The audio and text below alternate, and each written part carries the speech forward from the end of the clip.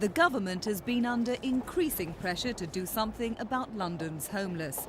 While ministers were deciding what action to take, report after report highlighted an escalation in the housing crisis. More teenagers living on the streets of London, forced to beg and often approach for prostitution.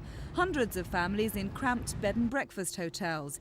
Yet across the capital, thousands of council flats standing empty, repairs halted through red tape or lack of cash. Tower Hamlets was among the London boroughs waiting anxiously for today's announcement.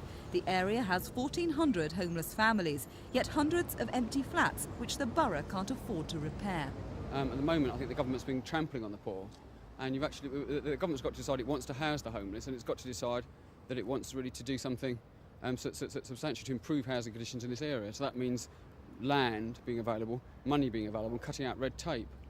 What the government finally announced was an extra £250 million over the next 2 years to tackle homelessness. It will be spent through councils and housing associations. And government cash for new homes by housing associations will more than double over the next 3 years, from £800 million to £1,700 million.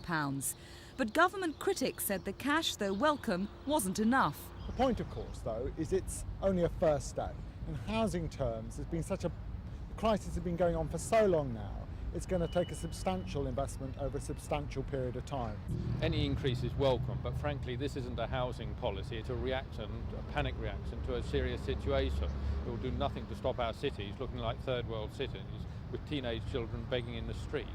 It will marginally increase the amount of low-cost rented accommodation, but only marginally and only over a 2 to 3 year period.